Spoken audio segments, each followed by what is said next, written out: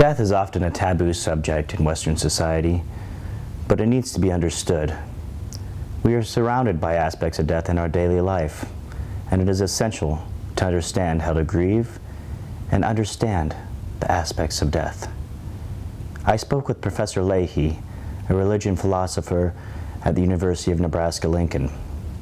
He discussed aspects of death, grieving, what modern religion interprets that to be, and also his students' participation in a death cafe each year at the end of the semester. I've always asked difficult questions about everything.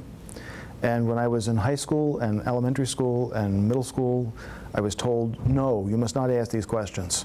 But I discovered philosophy, which is where you ask these questions. And so that's what I studied in college. As a priest also. I do. As a priest, what's the hardest part of dealing with someone that's grieving? Getting them to not ask the kinds of questions that continue to make you hurt. Like, why did God do this? You have to get them away from the question that can't be answered. And you have to get them to grieve productively, to allow themselves to move, to allow them to move through the steps of grief and not get hung up on trying to understand death.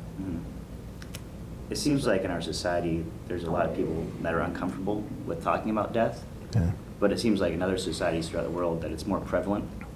Why do you think Americans are so uptight about talking about death when it's going to happen eventually? Because it's so much easier to hide from it here. You can't hide from it in places where, like, you know, in India, you see dead people every day because, you know, it's a packed place and health conditions are terrible in many places. Whereas here, we have a health business that is second to none in the world and has been since roughly 1930 or so.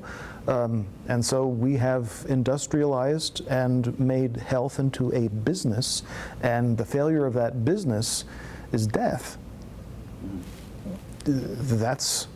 That makes us unwilling to talk about death in the same way that we're not willing to talk about somebody having bankruptcy. Just because it's uncomfortable and we live in that kind of society, I think it's healthier to talk about death with because, I mean, people are going to deal with it regardless. You know, everyone's going to deal with death in their life.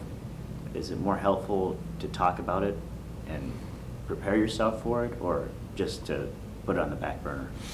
I think that putting it in terms of healthy or unhealthy buys into this whole thing about, well, health is the optimal thing. No, I don't think that you should be put in those terms. I think that it's better to say it is morally necessary to talk about death.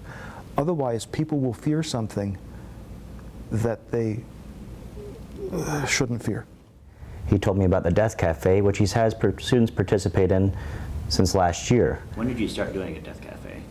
Last year was the first time. I heard about it in the news and looked it up on the internet, and turns out that it's a national movement. Experience been positive or negative with it? Generally positive. I have, you know, you have the internet trolls who are like, what does he know? What's a stupid thing? How can you write about this? I'm like, well, you know, in the absence of any zombies coming back to tell us what it's like to be dead, I think that we need to be talking about it, and I think that it's a moral issue. It's something that we need to talk about intelligently. The critical part of philosophy is understanding that the unexamined life is not worth living. And a critical element of the examined life is thinking about the end of life. It's gonna come to an end. And avoiding talking about the end of life is like you're writing a novel. Oh, I'm not gonna think about how this is gonna end. You gotta think about how it's gonna end, because there's no such thing as an endless novel, you know, and there's no such thing as an endless life. You have to think about how it's going to end.